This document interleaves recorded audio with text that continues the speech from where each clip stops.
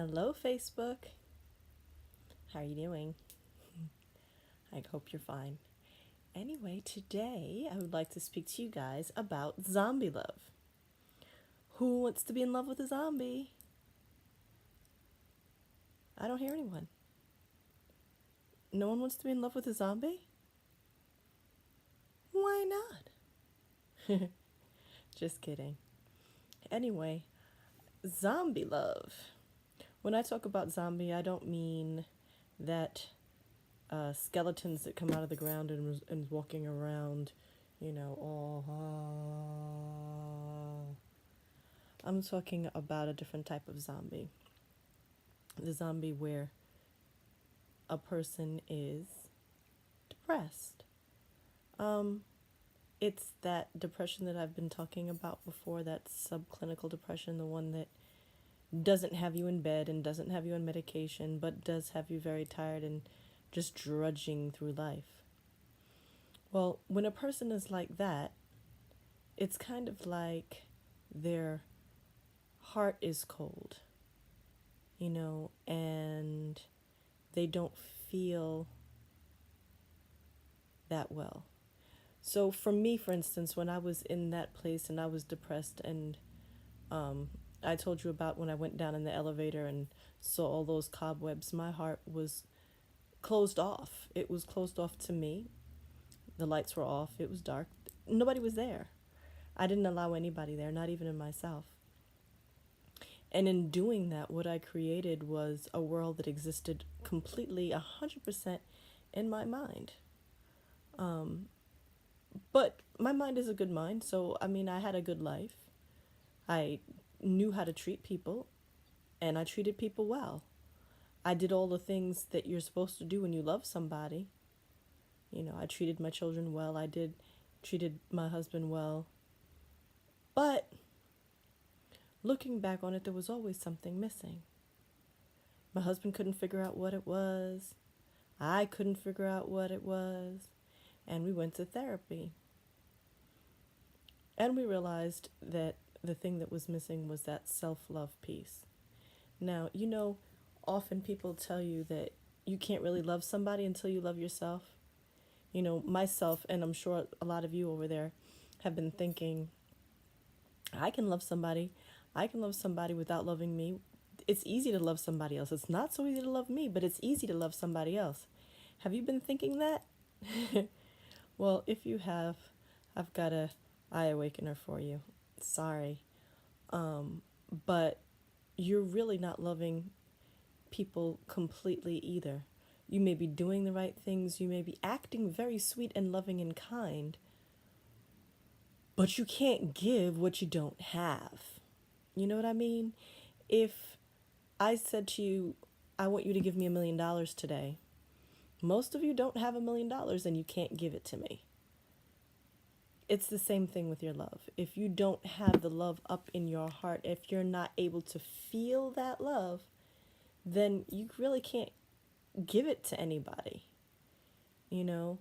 And so what ends up happening is a person, when they are in love with a zombie, they don't feel satisfied. The love doesn't feel satisfied. Even when you're doing all of the proper things, it doesn't feel satisfied, you know? And then people are unhappy, and that leads to divorce, of course, because, like we said in the beginning, who wants to be married to a zombie? Anyway, again, what do we do about this? This is the same thing that I had spoken before when we were talking about getting out of depression.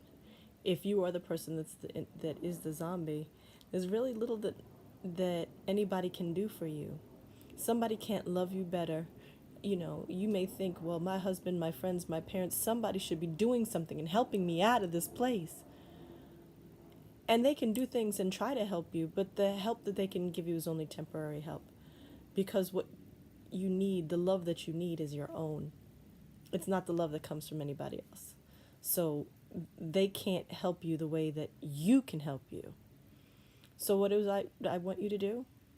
As I said before, do some mirror work. Look in that mirror and say, Chanda, I love you. Now, of course, you're not going to say Chanda, unless your name happens to be Chanda. But you're going to look in the mirror and you're going to say your name and I love you. And you're going to continue doing that. And you're going to think of all the ways that your life is worthy. You know, I know that a lot of people, especially when they're really depressed, have a hard time thinking about their lives being worthy.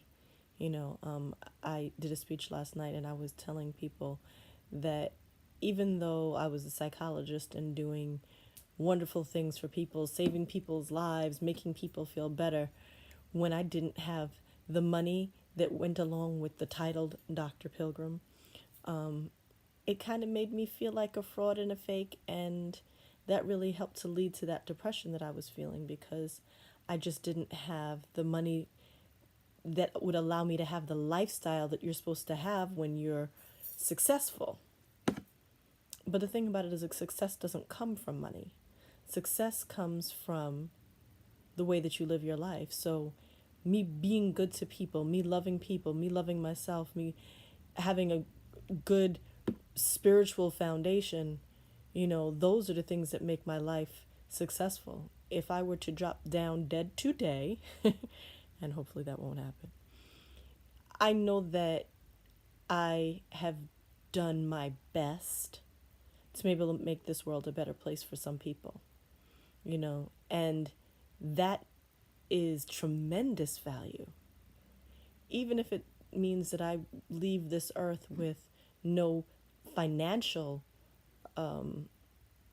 accomplishments, it doesn't mean that there's no accomplishments.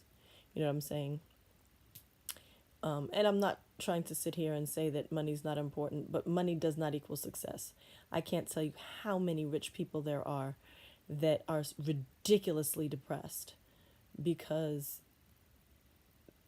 they are looking for love outside of themselves instead of looking for love inside of themselves, like I've been talking about. Anyway, that's all for today, and I will speak to you again soon. Love you. Bye bye.